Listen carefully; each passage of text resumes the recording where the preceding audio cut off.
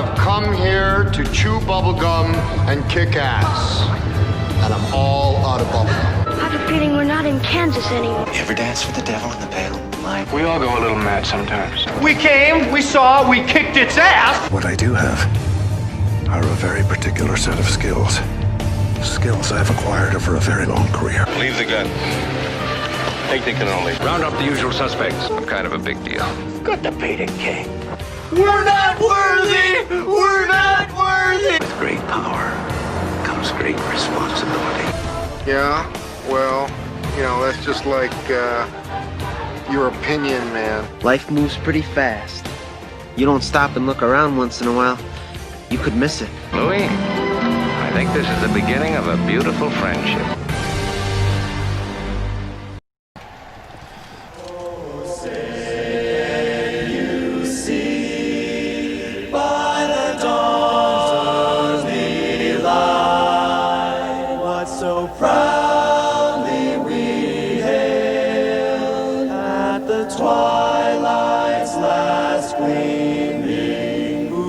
Stripes and bright stars through the perilous fight. For the ramparts we watched were so gallantly streaming, and the rockets' red glare, the bombs bursting in air, gave proof through the night that our flag was still there. Oh, say does that star-spangled banner yet wave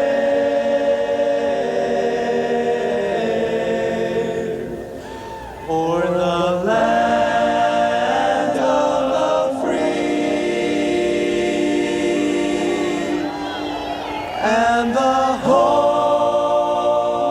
of the brave.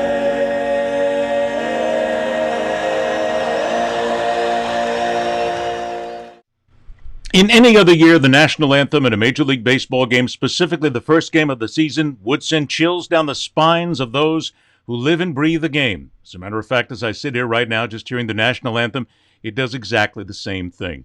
However, things are very different here in 2020 because, if you noticed, players wearing masks due to COVID-19, but also some players deciding to kneel at the national anthem. Once again, this debate has been reignited across America as fans are screaming at different teams and franchises and leagues, swearing they will never again go to a game, watch a game, be part of a game because of what they consider to be an affront to the national anthem and to America. It has struck in almost every sport. It is reaching another fever pitch.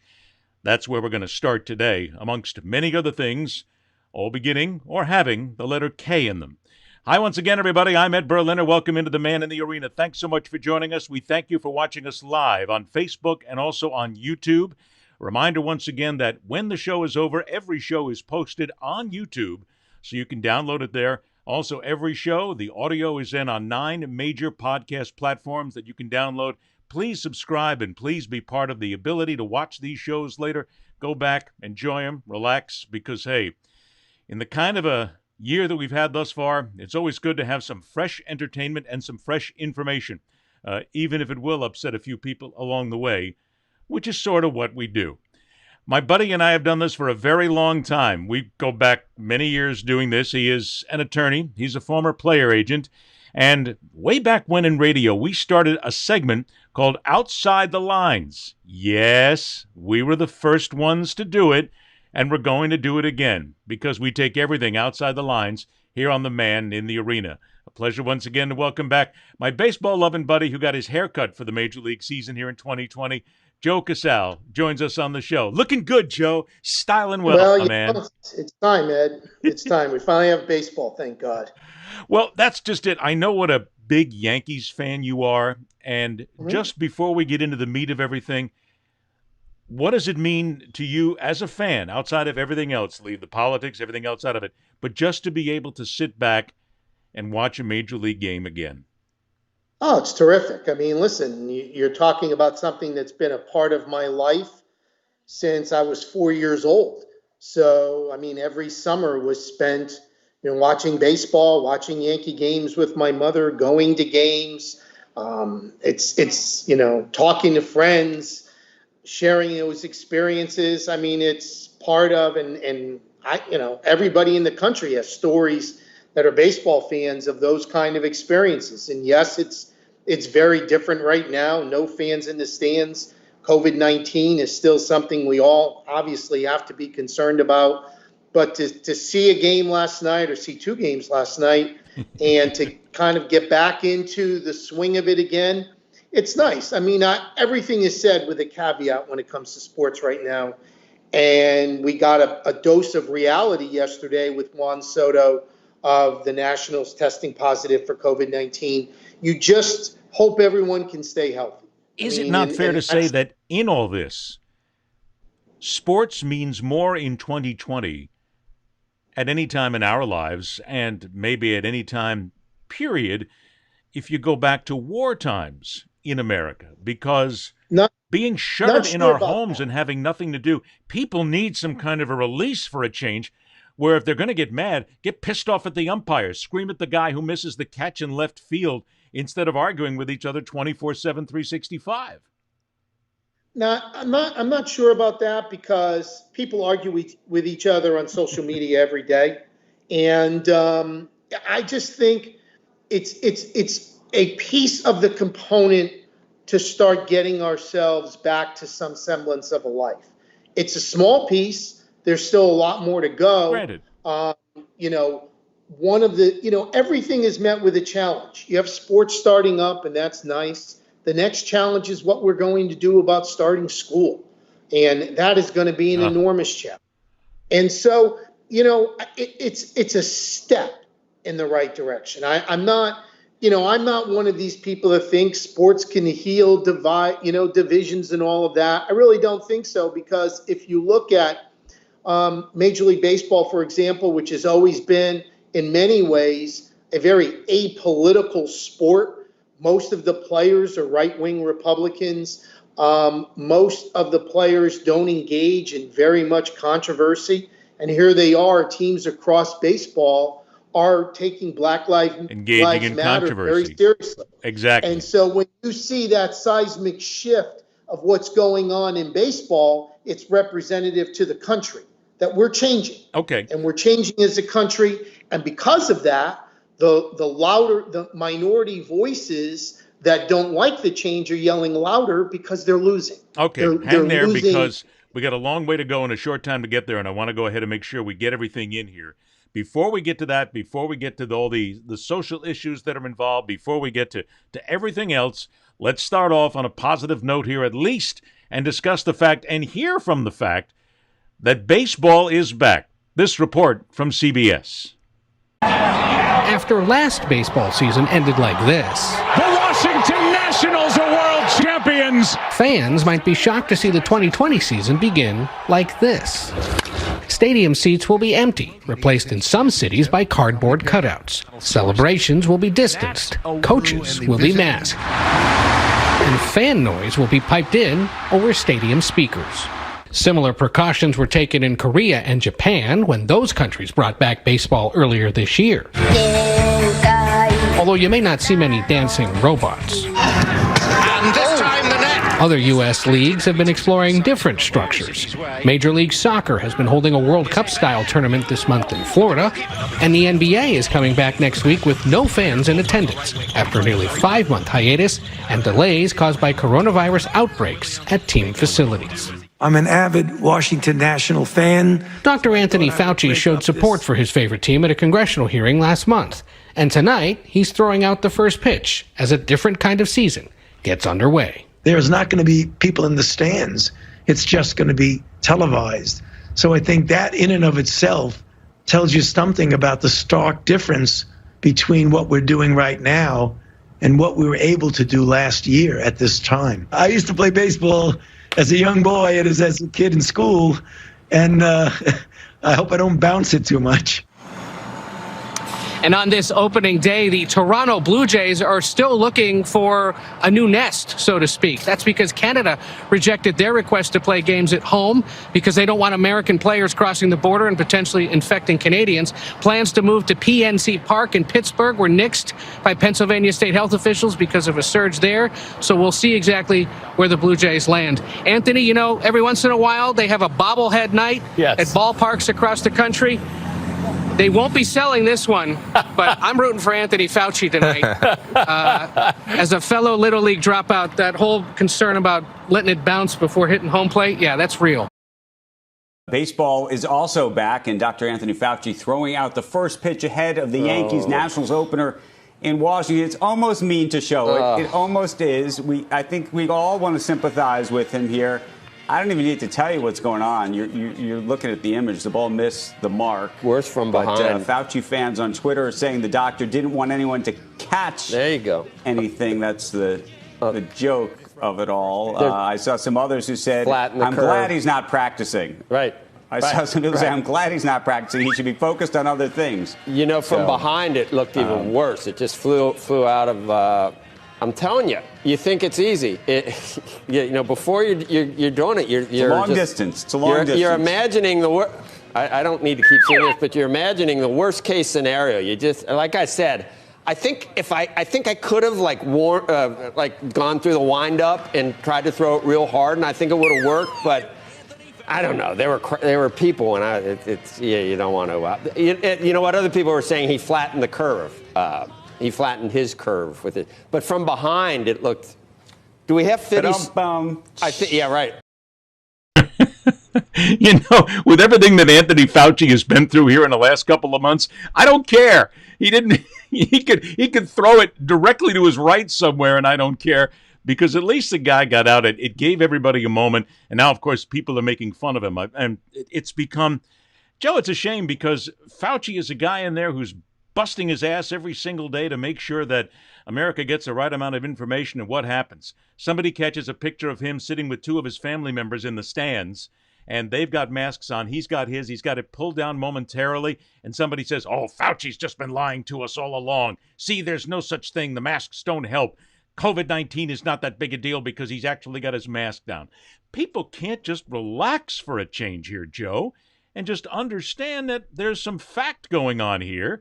And they constantly have to fight it. So, yeah, maybe you're right. Maybe I better just surrender and say that baseball is back, but it's not going to make a damn bit of difference, because here was somebody taking baseball and making it political in another sense, which we'll talk about here momentarily. But just lay back. I felt sorry for Fauci, to be honest. I've thrown out the opening pitch at 2 games before, and I got both of them pretty good because I practiced. There's a lot. When you got people in the stands, that's tough to do. Yeah, no doubt. I mean, 50 Cent is happy with Fauci's performance because it took him off the page as having the worst first pitch. But hey, God bless him. You know, let's hope he just stays upright and healthy, because he's the only thing standing in the way of real, you know, of an even worse situation. So God bless the guy. And, you know, any baseball fan is a fan for me. I mean, so the fact he loves it, that's all good. Did you ever throw out the first pitch of the game, ever?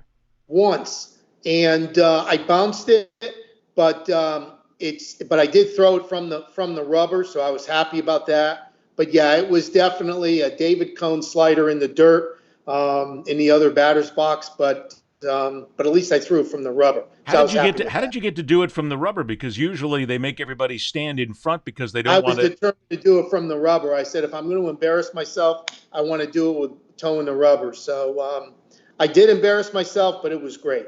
I actually got it from the rubber on both occasions myself, and I did not bounce. It was a little bit of a looper the first time. The second time, I trained like mad. I even trained like mad one time when I was at the old Miami Stadium, and a bunch of members of the media were asked to come in and bat against Bob Feller, who was like about 3,000 years old at the time, and Feller's still throwing gas. And I got in the cages for 2 weeks before that damn thing to make sure I could hit him, because all we got was, I think, 5 pitches or something. I went yard.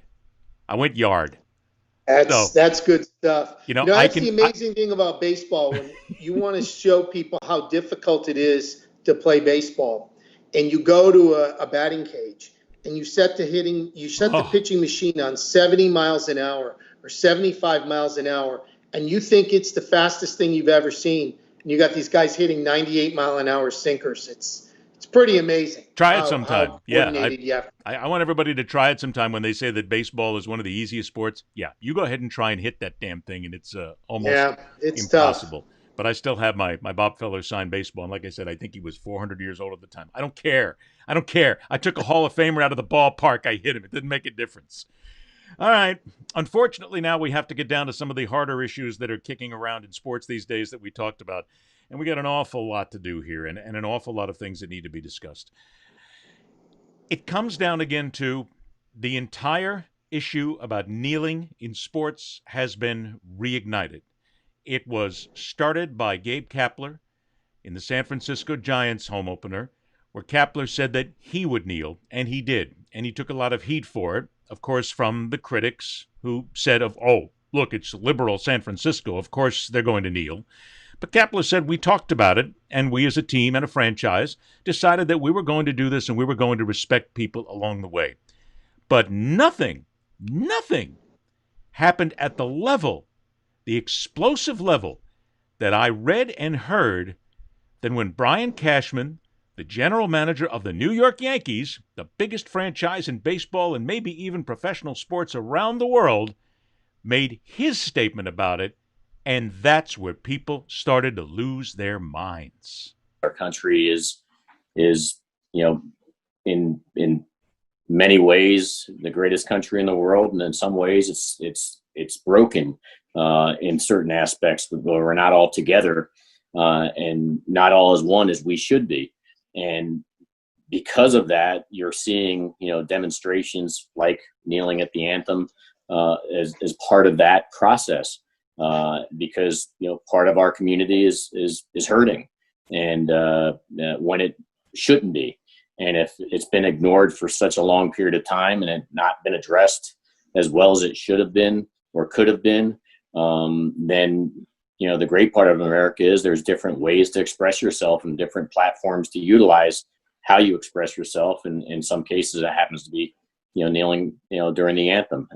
Obviously, Colin Kaepernick started that process back 4 or 5 years ago, and now you're seeing it coming to Major League Baseball in a more prominent way, especially after where our country is coming from in the most recent month or so. So I support the expression of the ability for somebody to protest in the way they see fit, as long as it's obviously in a legal and a healthy way.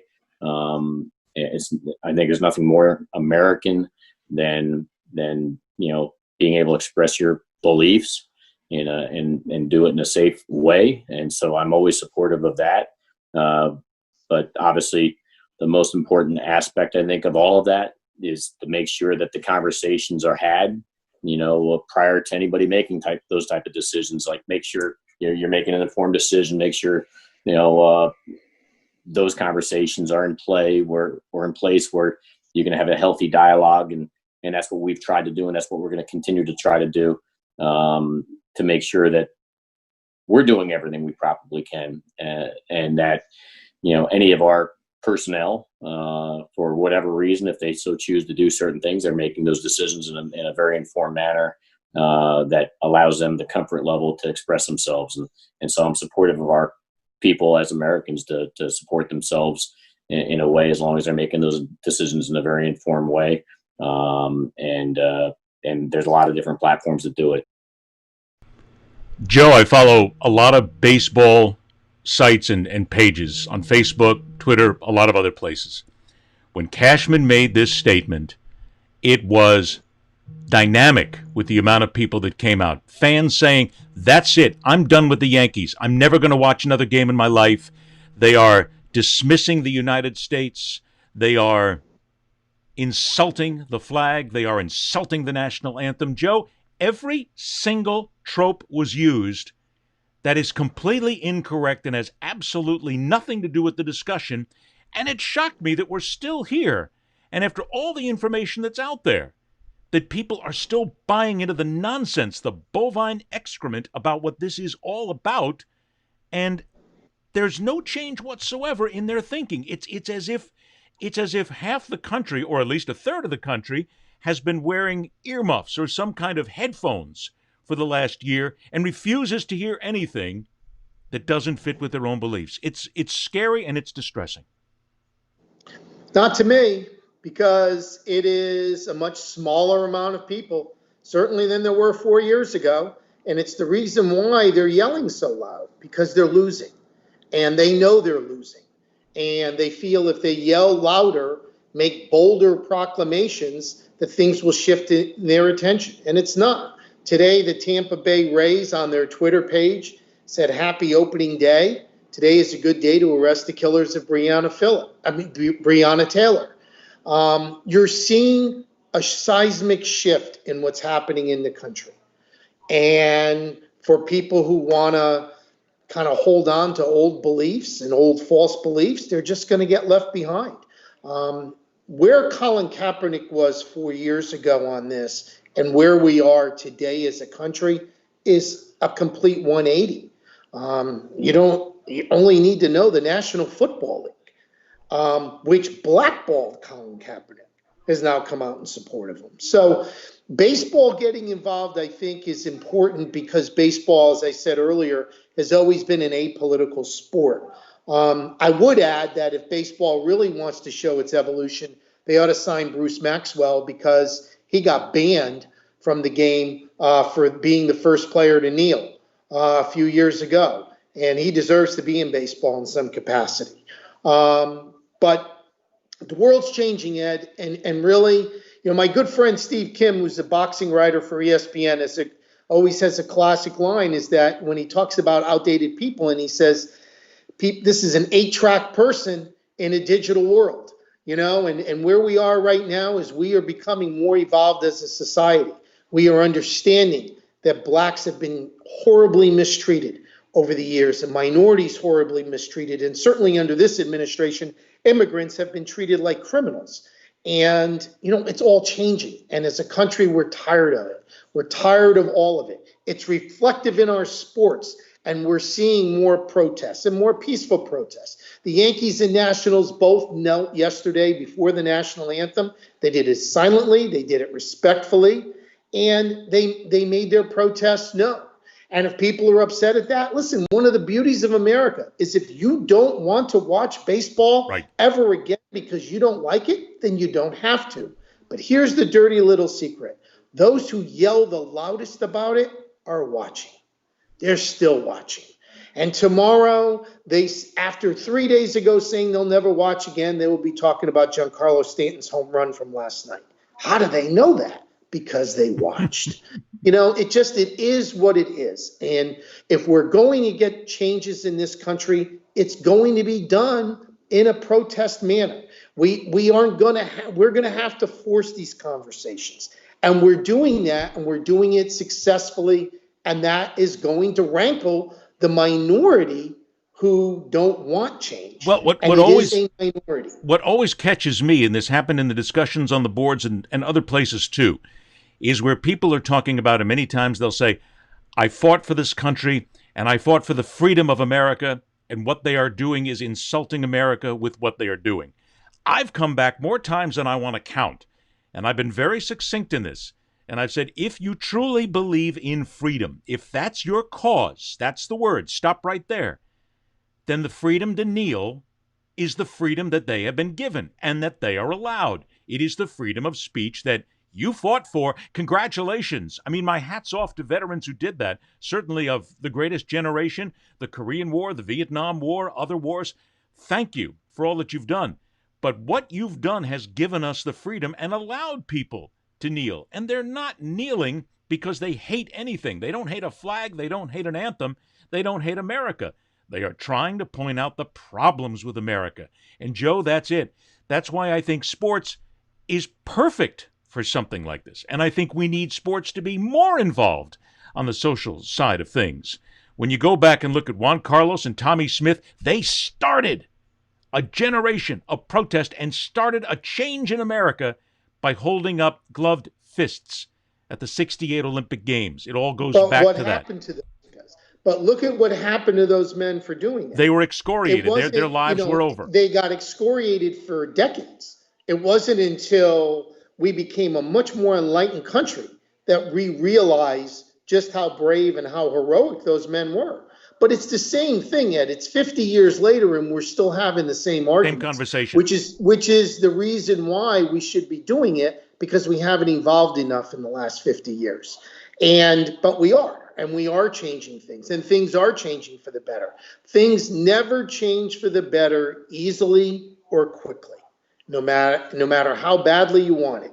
But it is changing, and you're going to continue to see this. It's not going to stop. You're going to see it in the NFL this year. You're going to see it in the NBA.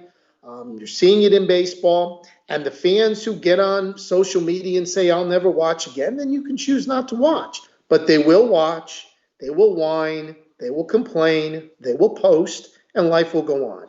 But we are becoming much more aware of these problems now, and hats off to the players for stepping up and doing the right thing. And I believe shows like this, people like us, we need to constantly be on guard and be fighting against the ignorant lie that's out there. And, of course, we have a lot greater opportunity to see, hear, and read the ignorant lies these days. I want to point one out here.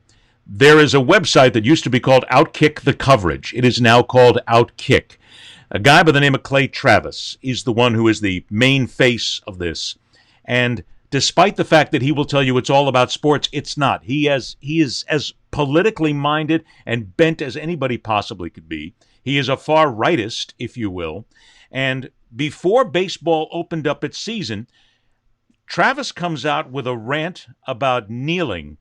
And I think there's this and a few other things speak directly to the issues that we're involved in right now, because this is ignorant, it's wrong, it's fraught with lies and nonsense, and it's the kind of stuff that's out there for the unsuspecting or the unwilling to basically be led by the nose by. Is the number one story come Friday morning going to be Major League Baseball returning or some small measure of number of players kneeling? I am fascinated to see what the number one story coming out of this is, because I'm afraid it's going to be Major League Baseball players kneeling. And if that's the case, it means after all this wait, after all this time of waiting around for sports to return, sports are going to return and be the most political that they have ever been in the history of the country. We can't just kick back and have a beer and watch a game. Everybody on the field has to make a statement about politics in order for them to be able to play the game. I don't think athletes have any real sense about business. And by and large, I don't think they understand that they are alienating some of their fans by deciding to embrace politics. And so I'm going to be curious to see how all these leagues do going forward if they are going to go full on political, because you can't escape politics right now. And I think the thing that sports fans want to see when they turn on sports is something that is completely not political during the game. If you love politics, you can watch MSNBC or CNN or Fox News. You can spend all day on social media arguing with people. If you want to just be entertained, you just want to sit back and have a beer and just be entertained. And I think they are going to alienate a huge number of their overall fan base. I think it's going to be an unmitigated disaster when you actually look at the way everybody is going to break down here. It's people like Travis that are driving the unmitigated disaster, and I see you laughing, and I laughed throughout the entire thing, because here we go again. Another nincompoop who basically says, oh, don't worry, athletes are too stupid to understand anything. We don't want the athletes saying anything. Look, you can still kick back and have a beer if you want. You can watch it. You can go to it if you can and when you can go to the games. And you don't have to get involved in the politics. You don't want to get involved in the politics? Then understand that it's not necessarily all about politics. It's about social issues in this country that people want to use sports to make sure that others understand. Look, younger people are understanding it. It's the old white guys who, for whatever reason, can't seem to grasp what's going on. And oh yeah, by the way, a guy like Clay Travis, he talks about how let's not put politics into sports. Go look at the front page of Outkick today, as a matter of fact. Right up front, Two of his main stories, political. Twitter Newspeak defines Woody Johnson's revolutionary truth as systemic racism, and Sage Steele and the Holy War separating black people, both written by Jason Whitlock, who has become, in his own sense, a far right-handed tool of an administration and basically just looking for clickbait. But he's making it about politics as well. Joe, it needs to be about politics. Yeah, we can enjoy the game, but there's not politics in every second of the game. Somebody tell me where there is. I don't see it. Maybe I'm doing a Helen Keller here and I'm missing it. Well, I mean, look, Clay Travis is a grifter. I mean, he's taken his monetization of his website is to the 30% of the country that wants to listen to Idiocracy. That's how he makes his money. It's always comical to me when somebody says we shouldn't make it about politics, but his entire shtick is about politics. I mean, that is how he monetizes his thing. That's how he operates. This is also the guy who told everybody that coronavirus wasn't a serious thing. And he's been wrong every step of the way there. I mean, look, Clay is in that faction of the media that caters to a certain element, and the element of the uninitiated, the uneducated, the intentionally obtuse, and that's fine. That's the deplorable clickbaits is exactly what it is. That's his shtick, and if he wants to do it, that's fine. But here's the problem with guys like Clay Travis. They decry the country club life of sports. They decry the athletes. They decry all of it, but they want to be in that club. They want to be at the cool kids meeting. They want to be respected in the industry. And yet they can't get there because of their own ineffectiveness. So look, Clay's going to do his thing. That's great. He's got his minions on social media that will fight his battles and all of that. But it's all circular conversation because the reality of it is his people and his point of view is a point of view that is getting crushed. It's a minority point of view. It's not an evolved point of view. He can't speak for athletes and for what fans want. He's working his niche. That's his game. Sure. He's going to play that's it as out. far as he can go. The intelligence level happen. only goes so far. That's it. He hits a ceiling when it comes to certain things like this because he realizes he has to dumb it down for an audience that likes to be dumbed down to. That's what they enjoy. And on January 21st, 2021, he, along with a lot of the clickbait media, will then do the great American media pivot and will pivot into the new shtick and the new thing that they'll look to carry the day with. It's, it is what it is. He doesn't have that much of a voice outside a small sector of social media, and it's not going to expand. You can take what Clay does, and in a way you can take what Donald Trump does. If you don't expand your base, you have a shelf life. And it is like any other business. If the most successful politicians find a way to expand their base, the most successful media people find a way to expand their base. The most successful athletes find a way to expand their game. When you don't enlist in trying to expand your game or your business, it eventually runs its course. And what you're seeing right now is a lot of people on the fringes. It's starting to run their course because the vast majority of the public is tired of fringe behavior on either side of the spectrum. They're tired of it. One of the most humorous arguments against the Joe Biden is he's too vanilla. That's what America wants. They're tired of the noise. They're exhausted from all this nonsense. They're looking for vanilla. They're looking for things that are more of a calming influence. I mean, think about a guy like Joe Biden's been in politics forever. He's almost 80 years old. No one will ever mistake Joe Biden for being an extremist. Yeah. He defeated and literally overwhelmed the most diverse field in the history of the Democratic Party. filled with a lot of ideologues and filled with a lot of extreme point of views. Why? Because America wants a mensch. They want something more calming than they have right now. I think and calming. It's the same thing in sports. Yeah, calming's a good word. In sports. You know what?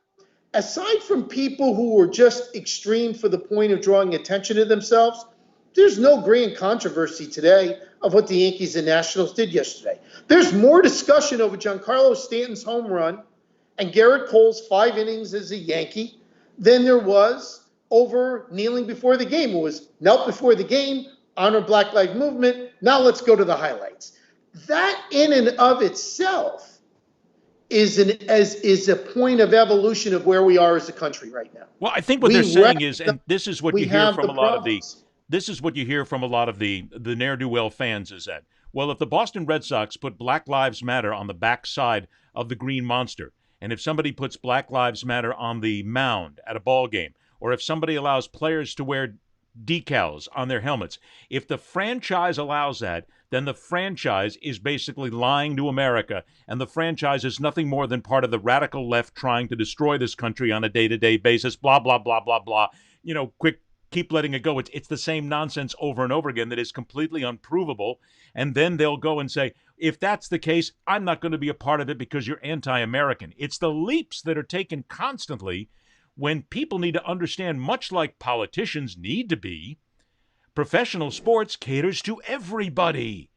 Every team is out there, black, white, blue, brown, male, female, child, young, old, it doesn't make a difference. They want everybody to come to the games.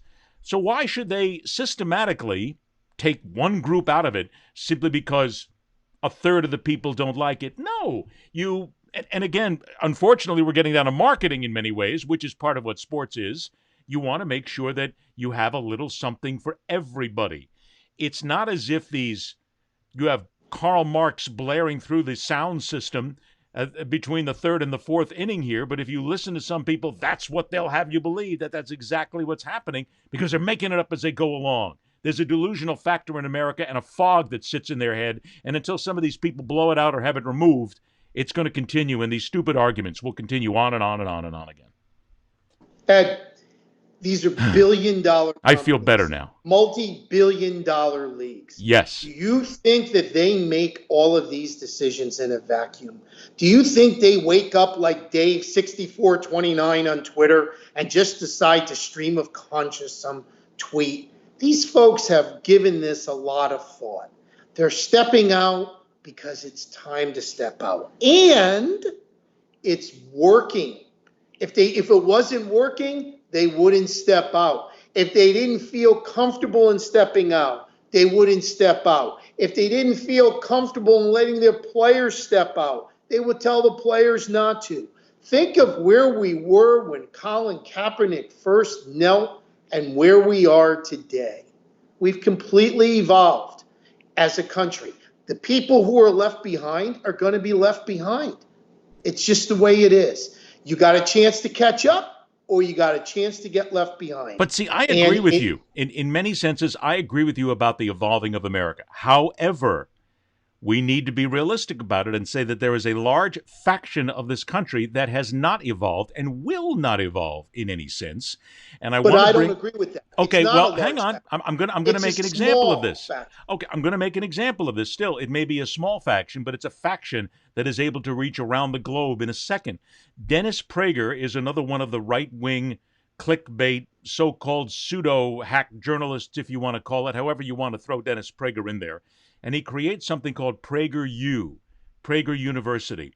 And this is brand new. Here we are again. We're still going over this nonsense, and there's people buying it.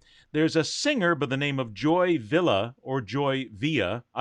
Honestly, I've never heard of her before in my life, and who creates a video for PragerU. And this is just a small piece of it. And for those of you watching on YouTube and on Facebook, you're going to see certain elements which point out the truth of what she's saying. And if you're listening on the podcast, I recommend that you go back, you find YouTube and find our Facebook, at least on YouTube at welcometothearena.com, and make sure that you see this, because this is almost what we need to do, Joe. It's a matter of being involved to the point where when somebody spits nonsense and bovine excrement, we are right there to clean it up. The national anthem stands for freedom, even the freedom to do foolish things, like protesting the national anthem. But like my mom always said, just because you are free to do the wrong thing, it doesn't mean you should. Starting in 2016, some professional football players have refused to stand when the national anthem is played before a game. Some of them kneel, some of them sit on the bench, some of them raise their fist, and some don't even come out of the locker room. This was all started by San Francisco 49er quarterback Colin Kaepernick. His idea was to protest the alleged mistreatment of Black people by police and by America in general. As he put it, "I am not going to stand up to show pride in a flag for a country that oppresses Black people and people of color." Kaepernick no longer plays in the league because apparently NFL owners are racist against backup quarterbacks who don't throw well. But his protest lives on and has spread to college and high school athletes. Even elementary school kids have gotten into the act. I like football, and I sing the anthem publicly at events. This doesn't make me an expert, but I've got a problem with some things here. First, the protest is based on something that just isn't true. And second, even if it were true, the protest is misdirected and self-defeating. Let's start with problem one. Despite what we're told by Black Lives Matter and their media allies, the police are not engaged in a coordinated campaign to destroy the Black race. As Harvard professor Roland Fryer, who happens to be Black, and others have shown, there is no evidence of racial bias in police shootings. In any case, the thing that makes headlines, police shootings of unarmed Black men, is very rare. How rare? Statistics show that an unarmed Black man is more likely to be killed by lightning than a policeman. Whew. Joe, when you sit and unpack that, Joe, it's frightening in its propaganda-esque sort of way of creating misinformation and disinformation. For instance, again, it's another one of these athletes don't understand. Alleged mistreatment. Look, I grew up in a news atmosphere. You use the word alleged until something has been proven, and then you can say that it has been proven. Racist, the NFL owners, racist against backup quarterbacks who don't throw well. And as I pointed out in the video, they blackballed him because he had a social inference on him. He decided to take a social stand, and they all got scared. They didn't blackball him because he couldn't throw the football anymore. That's ridiculous. And there's lies in there that are provable when you have the group Mapping Police Violence who goes out there and proves, and again, look, I'm just pointing out the facts, that Black men are more than 2.5 times more likely to be shot by police than white men are. But, hey, don't worry about it. Let Prager University teach you the right way to do things, Joe, and leave out the facts, or at least just scoot right by them. That's why I don't mind athletes getting involved. I don't mind anybody getting involved. And even she, as I pointed out, you're just a singer, lady. Why don't you shut up and just sing? That's usually the excuse that they give about athletes. I won't say that. You have your right to say that as well. But the bullshit that's out there on a day-to-day basis is still, unfortunately, as we're discussing here, just as rampant as it ever has been. Well, it sounds like the Prager University degree has the same value as a Trump University degree. So I knew you were going to go there. That'd be the first stop you made.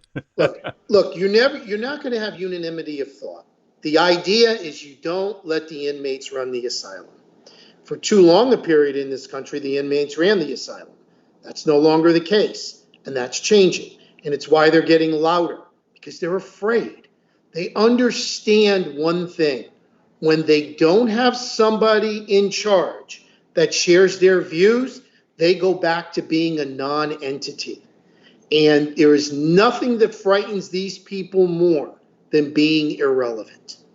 It's just that simple. And that's where this is headed. And that's why they're getting louder. But the louder they get, the more obscene and absurd they become, and the more they're ignored. So it's kind of a counterproductive thing. I'm going to raise my voice. I'm going to say even louder propaganda in the hopes I'm heard, and what people do is tune you out. You know, one of the great coaches of all time was John Wooden, never raised his voice, would sit on the bench with his program rolled up, never yell, never scream. You watch him in practice. UCLA ran practices, the most efficient practices going. Never yelled, never raised his voice. Yet he had universal respect, black men, white men. Respect. Then Lou Alcindor, when he made the decision to go from Power Memorial High School in New York to UCLA, he was the first college recruit to ever have a televised press conference. It was revolutionary that somebody would leave New York to go to UCLA. And he went to play for John Wooden. Why? Because John Wooden wasn't a yeller. He treated then Lou Alcindor with respect, a respect that Lou Alcindor had not felt from a lot of white coaches in his career. And it shaped his entire life. And he has gone on not just to be a Hall of Fame basketball player, but a Hall of Fame advocate, never raising his voice, never yelling, never screaming, yet accomplishing so much. So this whole concept of I'm going to amplify myself on social media, I'm going to tweet in all caps, I am going to yell and scream on the various platforms to get my point across, it just isn't effective anymore. It's not working. It's not working with Donald Trump. It's not working with his allies. It's not working. And when it doesn't work, it makes these people panic more, because the one thing they don't do well is they don't have poker faces. You know when they're struggling because they get louder. And when people get louder and more obnoxious and more outrageous, and they get ignored. They get ignored more. It's kind of that double-edged sword. If you really want to communicate effectively, talk softer and not louder. These folks haven't mastered that because they're grifters, and the grift only runs so far. And when it ends the way it's ending right now, and they're just going to have to ride it out as far as they can, and then people move on. It's a perfect word, grifter. All right. We've knocked down politics here for a good portion of the show. Let's go ahead and hit a few other things and maybe have some fun along the way here, because there's one thing that we do have to get in here that you and I talked about that had me smiling all day long, and we got to talk about that. Oh, and by the way, something special at the end of the shows from now on for everybody. You stick around till the end. There's a little something special for everybody instead of just the usual credits. I got tired of that after a while because it just was so corporate. Let's talk baseball fun for a moment. Fox, who broadcast the games, have decided. I got to tell you, when I saw this tweet and it passed, I laughed. It had to be for a good 5 minutes because I watched the video over and over again, because Fox has now decided to take games where there are no fans, and they're going to have fans. Because they're going to add them virtually. This might be the absolute, and here's the promo from Fox. This might be one of the stupidest lame brain things that and one of the most just hysterically badly funny things I've ever seen.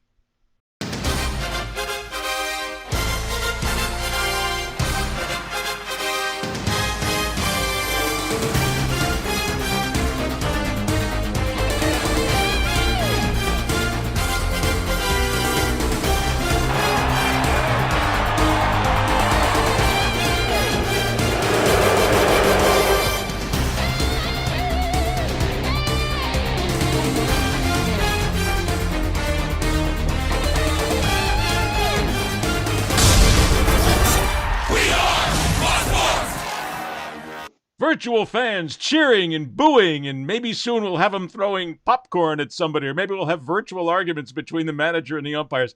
Joe, I know what they're trying to do. They're trying to jack something into an empty stadium. But to me, baseball doesn't need this. I guess you and I maybe are still purists on this side. Let the game speak for itself and stop trying to 22nd century at every step you can.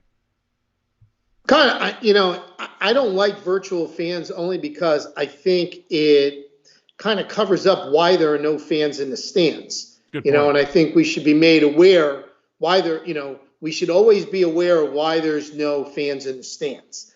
And so to make believe that everything is okay, listen, all this make believe is why we're in the position we're in right now. Yes. And so let's stop with make believe and let's just start dealing with reality. And it's going to be. I'm not a big believer that that's going to last long. I think they're going to try it, and I think it's not going to be as successful as they think. And I think they're going to pull the plug on it because, again, people want the truth, Ed. People want reality. They're tired of people not leveling with them. And this is just another example of really not being leveled with. I mean, we know there are no fans in the stands because there's a pandemic.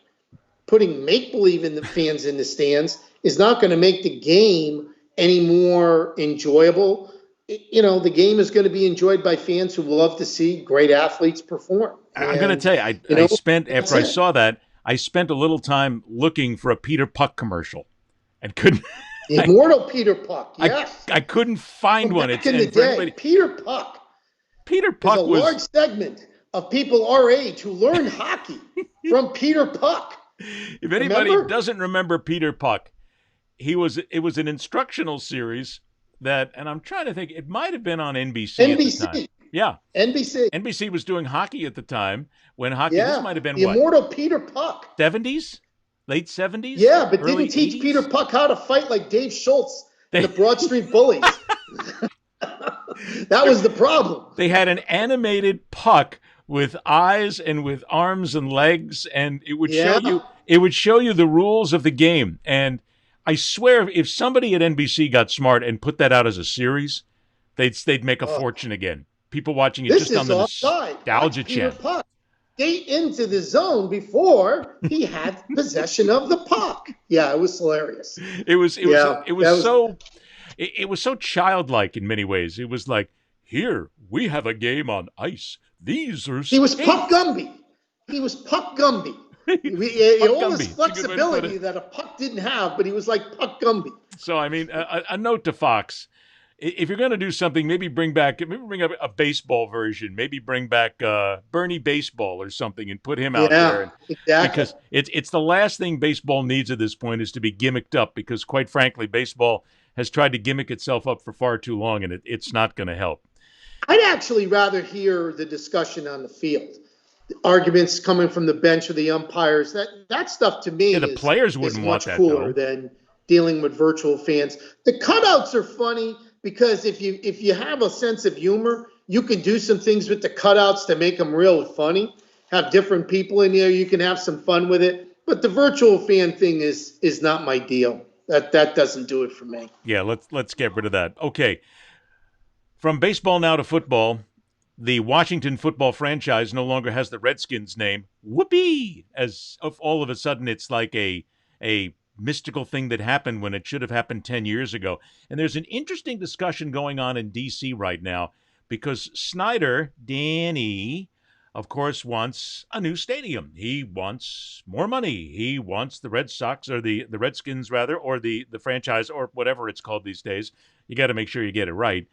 He basically wants the public to give him a new facility. And there's a lot of backlash from those who say, let's bring the Redskins back to D.C., and some people are saying, we don't want them back in D.C. Here's a report from WJLA in Washington, D.C. Mascots should never be people. We are actual people. Dan Schneider and the team have been exploiting the color of a person's skin, and the person of my skin. Mary Phillips of Nebraska's Omaha tribe is pleased the name's finally been dropped. The R word is, in fact, a racial slur towards Native Americans. Now folks are asking, among others, the mayor, should the team come back to D.C.? I would say yes, we want to change the name and change the location. You've heard me say that a number of times, that the Washington football team should be playing in Washington. While that's a yes, the ANC commissioner representing the area near the current RFK Stadium says, so the message to Dan Snyder is, congratulations, you've changed your name. But that doesn't mean you're coming back. That doesn't mean that you're getting hundreds of millions of dollars of DC tax dollars. That means, congratulations, you've changed your name. Finally. Now that they changed the name, should they come back to DC? Yes. I think they should come back to DC. I really do. If they do detach all Native American connotations, then yes. See, this is really Good to hear, Joe. I mean, there's people talking about it, but you and I have both been around far too long to know what the reality of the situation here is. Because when owners go to municipalities, cities, states, governments, and they have their hand out, 9 times out of 10, the governments give them the money. Now, COVID-19 and the fact that budgets have been severely impacted is going to really affect that. But we all know that they look at the tax breaks, they look at the way to bring teams in, they look at the identity and the marketing side of things. And the fact that Snyder got rid of the Redskins name, people are never going to forgive him for it. But I think you and I both know the reality of the situation. They'll forgive him if there's money in it for everybody down the line, and that's what Danny Snyder is counting on at this point. Yeah, he has no chance of getting public money for a stadium. None. I mean, he could change the name. He can do whatever he wants. Budgets the way they are with COVID-19 never happened. is a large part of it. The other part of it is Steve Ross of the Miami Dolphins spent $500 million of his own money to redo Sun Life Stadium, to redo Hard Rock Stadium down here. And that was during an economic boom. So, and there was no state money available to him for that. So Snyder's not going to be able to shop at the public trough for money. If he wants to build a stadium, he can build a stadium downtown. He has the money. I'm sure that he could work an infrastructure deal that he will get assistance from. But looking for public money right now for a sports arena, for a sports stadium arena, not going to happen. It's dead in the water. It's a waste of time. He could be the most popular owner in sports, and he wouldn't get that money. See, I also see something else happening here, because this whole idea to have Washington football team for the season, that's a dodge. I'm sorry, because there's a big issue here. First of all, Snyder allowed this to go on so long that other people have registered for the trademarks. As a matter of fact, there's a guy in Virginia who apparently is a lawyer, who apparently has hundreds of trademarks, and he said, don't worry about it. I'll be happy to give it to you. I don't want to sell it. Hint, hint, nudge, nudge, wink, wink, which I don't believe for a second. A lot of the names that he wants have already been taken, so he's forced to look for something else. But see, to me, that's just another Danny Snyder bovine excrement heaping pile, because he's got enough money, he can get whatever he wants. This is a marketing ploy to try and clean up his image if there's nothing else. But then again, I don't think his image is going to be clean. See, nothing in this fits, Joe, this whole not put a name on the team for this season. There's nothing in it that makes any real business sense at all. Well, he's trolling. Sure, that's it. He's trolling this year. And look, they have two problems. The problem isn't the name. The problem is the story that broke about all of this sexual harassment in the workplace that's taken place there for a long time. That's his bigger problem than the name. I think what's going to happen is they're not going to have a name this year, and then the league will step in and say, okay, Dan, you had your year of trolling. Now we got to get this thing right. And then they'll work on it from there. The fact of the matter is, if he wants to acquire one of the names that have been trademarked, he can write a check tomorrow. Easy. The day that team name is unveiled on NFL.com, the merchandise that will get sold will cover whatever he paid for the name in one day, because it's the way fans are. New stuff, new merchandise. They'll jump on it. He'll make money from it. Yeah, why do you think franchises have 6, 7, 8, 10 jerseys? That's for sure. He's not going to be losing. That's for sure. But listen, Dan Snyder is who he is. He's not going to change. There's not going to be this period of enlightenment.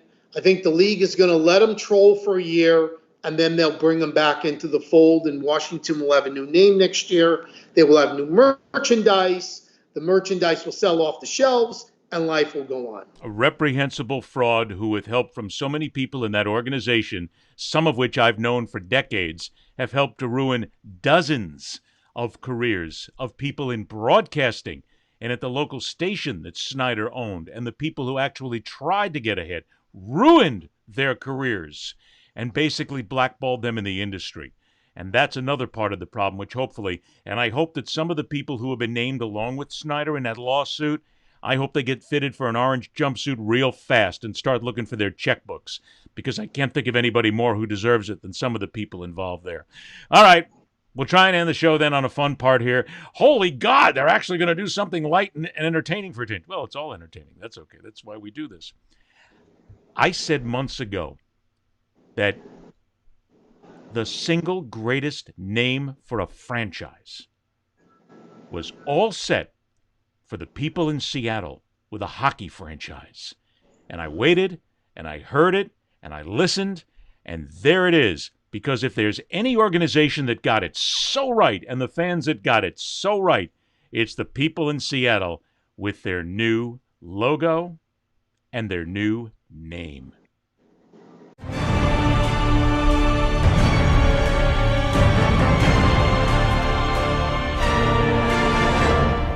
Brother, it is time for the mortals to pay. My child waits to do your will.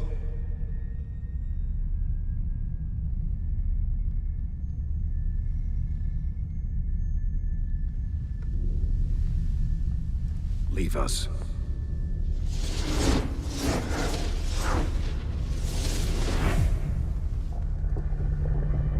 Release the Kraken!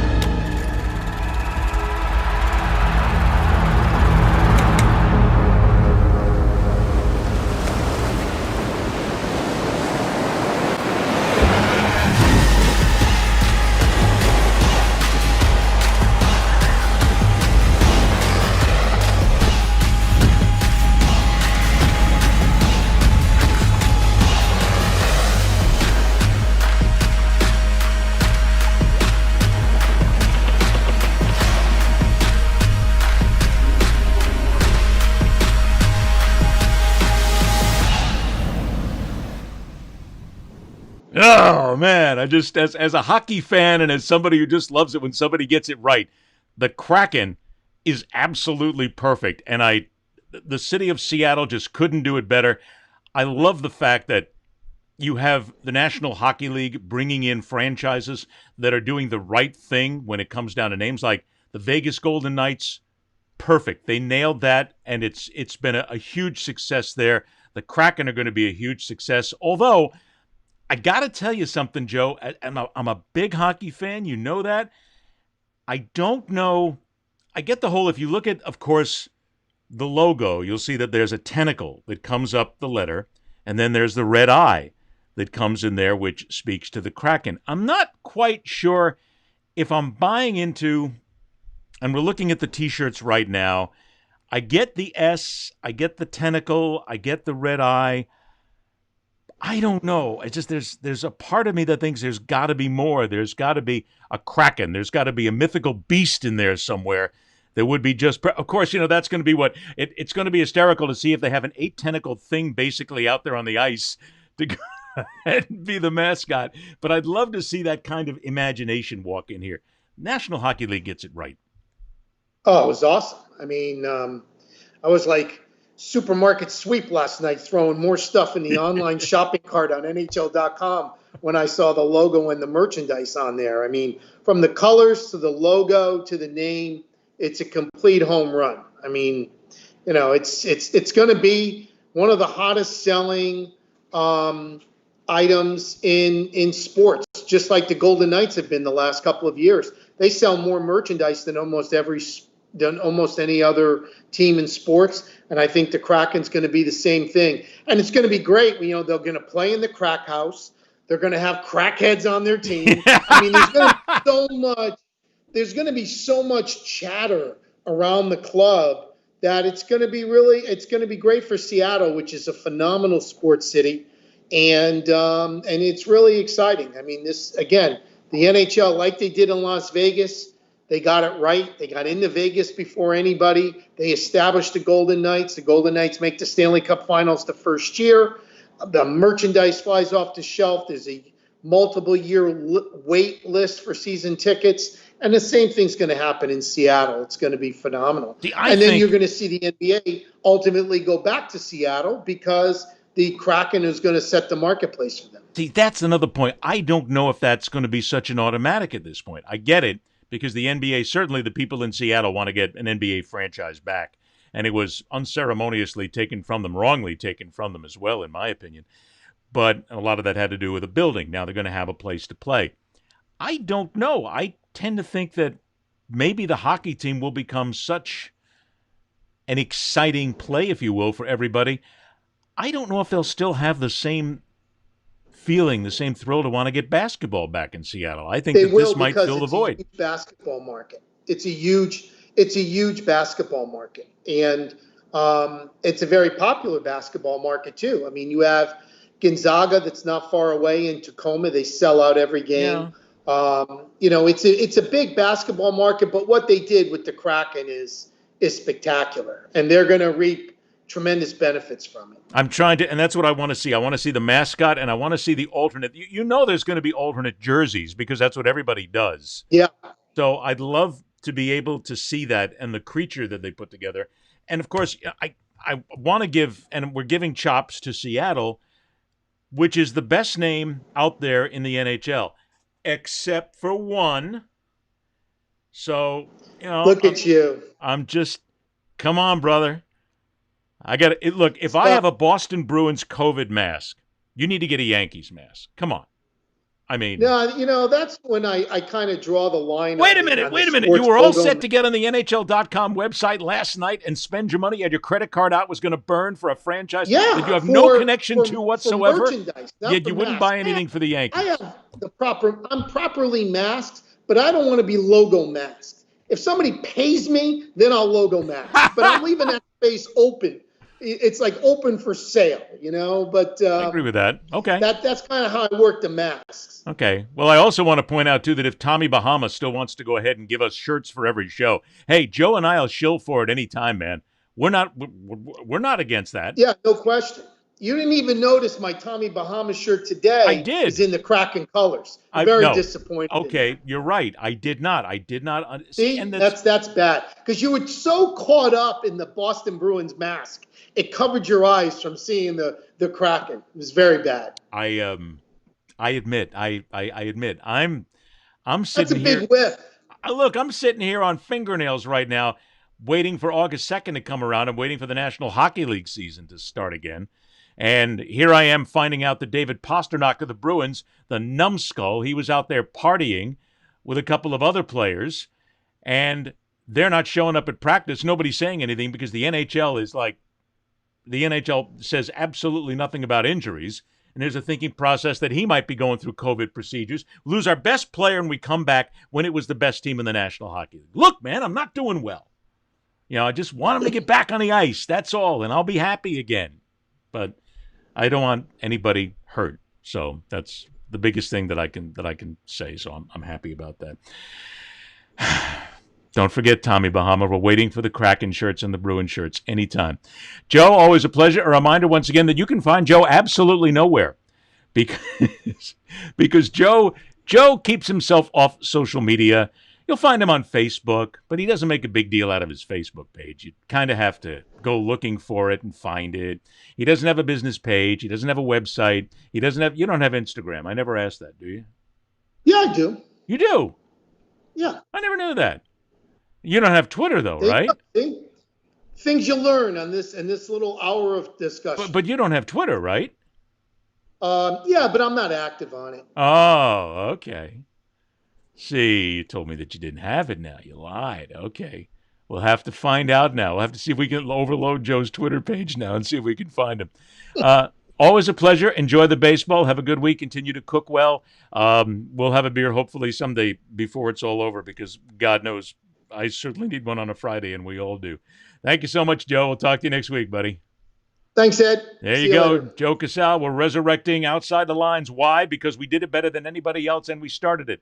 Don't forget, you can catch The Man in the Arena on all the major podcast platforms. All you have to do is search it out. It's right there. You can also then go to welcometothearena.com because there you will find all of the shows from the Man in the Arena. You can catch us live on Facebook, catch us live on YouTube, and what else do you need? You got every place you can find us. Please, please, like us, subscribe to us, be part of it, pass it on to your friends. And now something a little special, simply because it's the baseball season. For Joe Casale, everybody here, I'm Ed Berliner. Thanks so much for joining us, everybody. Rock on, true believers. See ya! I'd like to lead you all in a little prayer. Dear Lord, may our feet be swift, may our bats be mighty, and may our balls be plentiful. And Lord, I just like to thank you for that waitress in South Bend. You know who she is. She kept calling your name. This summer, Tom Hanks is managing the impossible, the Rockford Peaches. Says girls can't play baseball. Who says women can't throw? Slide! Slide! Thank you! Give them a league of their own to play. Then stand back and get out of their way. That sounded good. So let's all root for the girls' team. Let's give the poor coach a break. Still missing the cutoff man. Now, that's something that I would like you to work on before next season. 'Cause it's fresh, fresh. We're having a bash at the old ball game. Got him! Columbia Pictures would like to take you out to the ball game for an all-star comedy. They'll pay you $75 a week. We only make 30 at the dairy. Well then, this would be more, wouldn't it? The manager, Tom Hanks. Are you crying? There's no crying. There's no crying in baseball. The catcher, Gina Davis. What do you say we slip in the back seat and you make a man out of me? We said I smack you around for a while. Can't we do both? The pitcher, Lori Petty. I made it! I'm a Pete! A Rockford Pete! The scout, John Lovitz. Are you coming? See how it works is, the train moves, not the station. And batting cleanup, Madonna. What if my uniform bursts open and oops, my bosoms come flying out? You think there are men in this country who ain't seen your bosoms? A league of their own. All right. God knows we have a game. It's not like any of this helps, believe me. Directed by Penny Marshall.